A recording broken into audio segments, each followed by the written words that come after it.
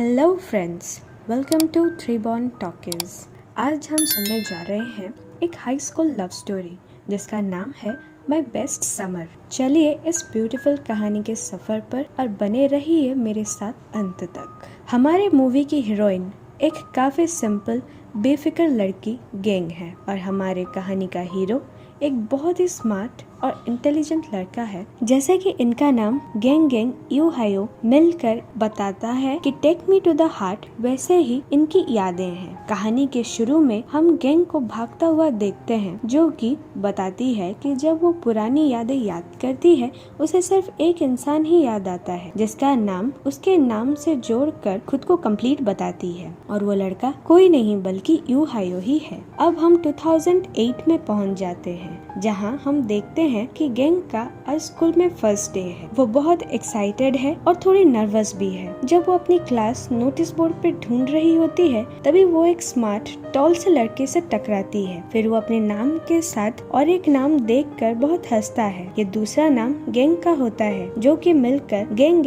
You हायो हो जाता है, जिससे गैंग को पता चलता है कि वो ही यू हायो है। तभी उसे वो बताती है कि वो गैंग है। अब यू हायो को पता चलता है कि वो दोनों क्लासमेट्स हैं और वो फ्रेंडशिप करने के लिए अपना हाथ आगे बढ़ाता है। तभी गैंग की दोस्त जियान आ जाती है और उसे वहाँ से ले जाती है और एक दूसरे गर्ल बीटा से ये दोस्ती करते हैं। ये तीनों गर्ल्स क्लास की बैक बेंचर्स होती हैं। तभी हम देखते हैं कि उनके क्लास टीचर जैंग खुद को इंट्रोड्यूस कराते हैं और बताते हैं कि ये उनका पहला बैच है। वो सभी को फ्रीडम देते हैं कि सभी अपने फ्रेंड्स के साथ बैठ सकते हैं। तभी यू हायो सर से गैंग के साथ बैठने की परमिशन मांगता है, जिस पर गैंग राजी हो जाती है और शर्माते हुए उसके पास चली जाती है। पूरे क्लास को लगता है कि इन दोनों में कुछ चल रहा है, पर गैंग इससे मना कर देती है और बताती है कि ऐसा कुछ भी नहीं है, वो सिर्फ यू हायो के साथ बैठी है। यू हायो इतना अच्छा पढ़ता है पर हमेशा सोता रहता है। सबसे पहले पेपर भी लिख देता है, पर गैंग का ब्लैंक पेपर होने पर भी वो उसे कुछ नहीं बताता। एग्जाम में थोड़ी भी हेल्प नहीं करता। अब हम देखते हैं कि गैंग को स्कूल की पढ़ाई में कोई इंटरेस्ट नहीं होती है। वो तो फोटोग्राफी का शौक रखती है। एक बार वो जब फोटोग्राफी कर रही होती है, तभी बास्केटबॉल का मैच चल रहा होता है और गैंग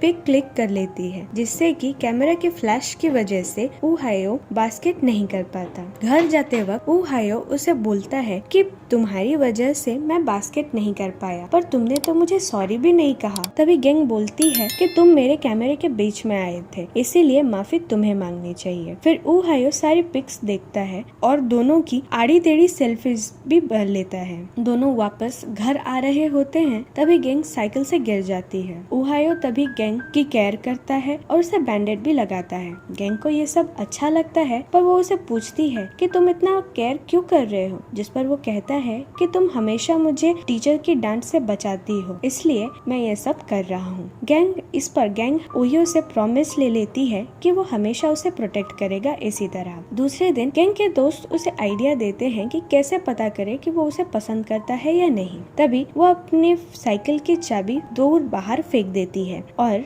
बोलती है कि अब वो कैसे घर जाए, जिस पर यू हायो उसे अपने साथ तो ले जाता है, पर आधे रास्ते पर बस पे छोड़ देता है। गैंग थोड़ा बैड फील करती है, पर थोड़े टाइम बाद यू हायो फिर आ जाता है और उसे खुद घर ना छोड़ पाने की वजह से माफी भी मांगता है। दूसरे दिन भी गैंग के फ्रेंड्स ऐसे ही आइडियाज उसे देते रहते हैं, जिससे वो और यू हायो बहुत ड्रिंक कर लेते हैं और यू हायो नशे में भी उसे घर छोड़कर आता है। नेक्स्ट डे यू हायो का फिजिक्स एग्जाम होता है, इसलिए वो स्कूल नहीं आ पाता और गैंग को अपनी डेस्क पे अपनी नोटबुक शॉन को देने का मैसेज करता है। यहाँ हमें पता चलता है कि शॉन भी एक टॉपर होता है और एक लड़की पे उसका क्रश होता है, जिसके लिए वो पूरे ईयर का ब्रेकफास्ट खरीद लिया होता है। ये सब उसी की बुक देखकर हंस रहे होते हैं। तभी वहाँ ओयो आ जाता है और वो बुक लेकर उसे दे देता है और गैंग से बहुत नाराज होता है। गैंग फिर दूसरे दिन उसे मनाती रहती है और बहुत सॉरी बोलती है। फिर वो दोनों फिर से फ्रेंड्स बन जाते हैं। फिर उनका पीटीएम आता है, जहाँ गैंग और ओहियो की मॉम एक दूसरे से मिलती हैं। गैंग की मॉम ओहियो का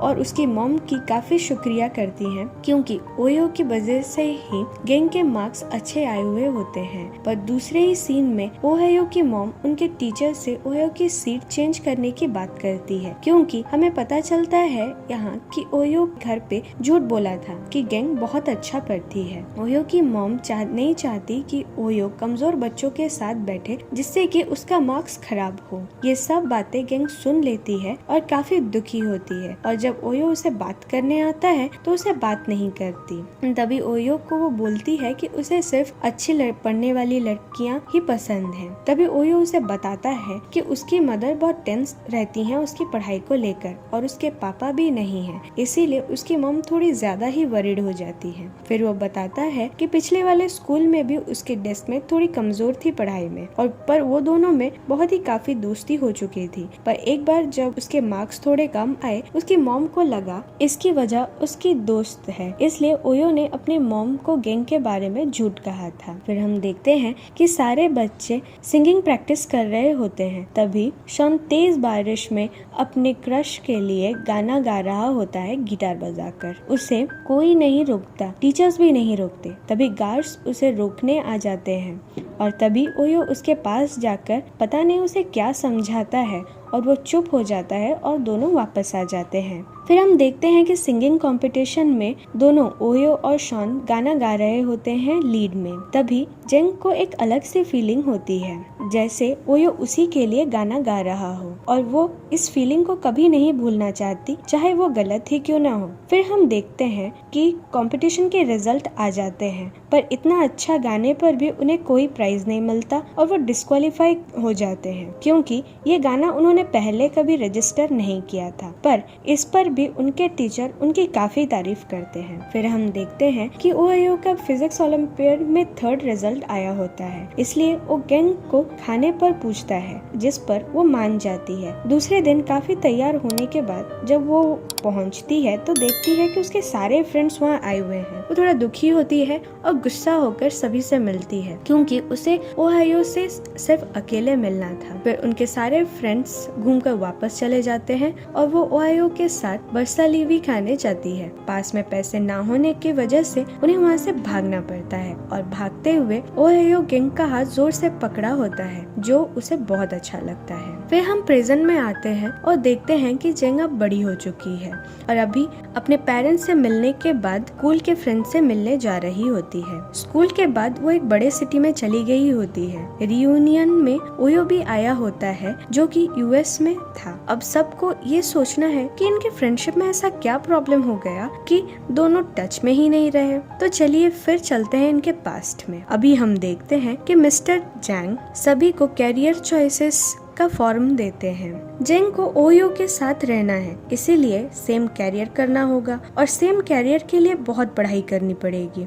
जो कि एक बहुत बड़ी प्रॉब्लम है। पर ओयो भी यही चाहता है, इसलिए वो जेंग को पढ़ाई करने में मदद करता है और उसे पढ़ाता भी है। दोनों की पढ़ाई काफी अच्छी चल रही होती है, और तभी सारे फ्रेंड्स हिल टॉप पे घूमने जाते हैं। काफी सारी पिक्स क्लिक करते हैं, और उनका ये मानना है कि कोई भी प्लांट को अगर लगाकर उसके सामने प्रे करे और विश करे तो सारे विशेस सही हो जाती हैं, विशेस पूरी हो जाती हैं। ओयो और जेंग भी एक प्लांट लगाते हैं, पर ओयो प्रे नहीं करता, जबकि जेंग प्रे करती है। कुछ दिनों बाद मिस्टर जैंग फॉर्म फिलअप करके वापस करने को कहते हैं, जिसे सब इमोशनल हो जाते हैं, क्योंकि कैरियर चॉइसेस सबको अलग अलग कर देगी। टीचर्स भी थोड़े इमोशनल हो जाते हैं, क्योंकि उनका भी ये पहला ही बैच होता है। फिर हम देखते हैं कि ओयो जेंग घर छोड़ने आता है, और कल एग्जाम है। कल क्या होगा किसी को नहीं पता। दोनों थोड़ा इमोशनल हो जाते हैं, और जेंग ओयो के आर्म पर अपने फ्रेंडशिप की निशानी बना देती है। कुछ दिन बाद रिजल्ट निकल आता है, और जेंग ओयो